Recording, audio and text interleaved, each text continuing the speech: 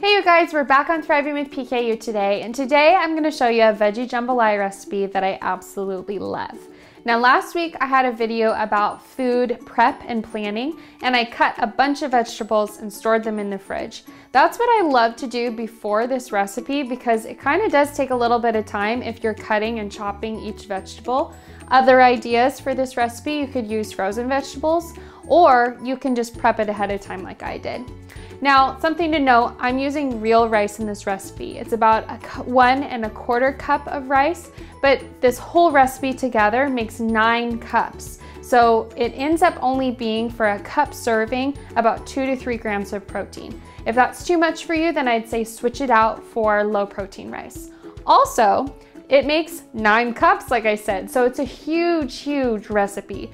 Now, if that's okay for you, if you have a family that you're cooking for, that's great. If not, cut it in half. What I like to do with this recipe, I make my carnivore, he makes his meat on the side, and then he adds it in, and he loves to eat this recipe with me.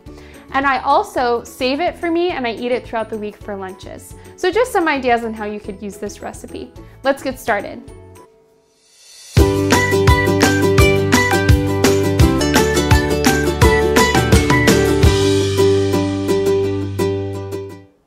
Okay, here's what you'll need to get started. I'm using about 8 cloves of garlic, 1 whole yellow onion. Your produce can be adjusted based on what you like, but I'm using 2 red bell peppers. I would use red, orange, yellow bell peppers, but not green because it could make it taste bitter. I'm using about 3 carrots, but my carrots were huge, and about 5 stalks of celery, and my celery was small.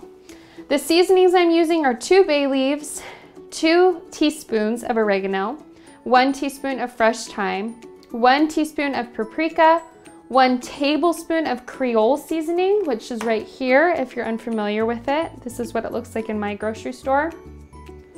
And about 1/8 teaspoon of cayenne pepper, but that can be adjusted based on how spicy you like it. We're using 1 1/4 cup of rice, 2 1/2 cups of vegetable broth. This is homemade, but you can use whatever you have. 1 can, it's a 15-ounce can of fire roasted diced tomatoes. And then I'm also using 1 tablespoon of chicken bouillon. I never know how to say this, but you could find it in cubes at your grocery store or in a jar like that.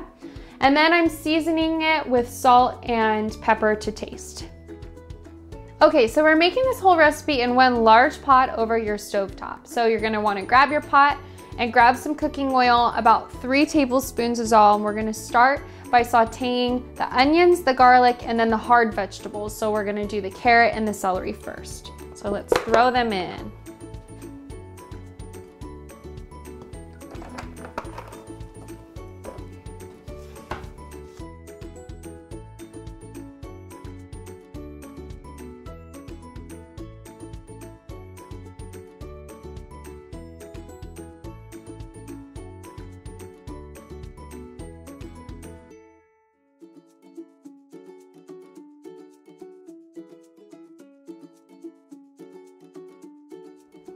So let's turn it on medium heat. And we're gonna let it saute for about 10 minutes. Stir it around occasionally, and you wanna wait until all the vegetables look softer. All right, I'm gonna add in my fire roasted tomatoes now, as well as all of my seasonings. So I'm adding in all these. Remember to take out the bell pepper or the bay leaves. You don't wanna eat those at the end. And I'm actually gonna wait to salt it until later because my vegetable broth does not have salt in it, and I just feel like I am able to tell how much salt I want later. Okay, we're gonna stir this around and let it saute for another like 5 minutes or so. Okay, so now it's all sizzling in there. I'm gonna add in my rice as well as my vegetable broth. And then this step is actually optional, but I feel like it gives it better flavor. So I'm adding in that chicken bouillon, about 1 teaspoon of it. I'm gonna mix it all up.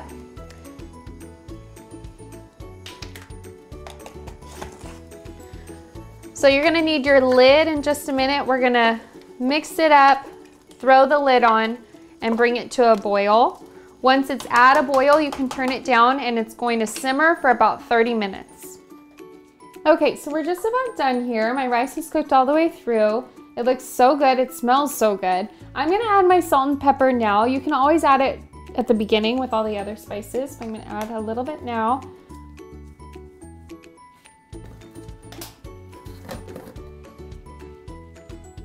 Okay, so now I'm just gonna stir this up. I'm turning the heat off. I already turned it off. And I'm gonna put my lid back on and let it sit for just like about 5 minutes so that it expands just a little bit more, and then it'll be ready to eat.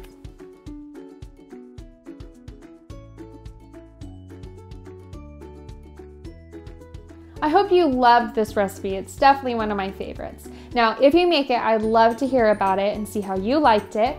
Don't forget the directions, ingredients, and fee amounts will be in the description box below. I'll see you guys next week on Thriving with PKU.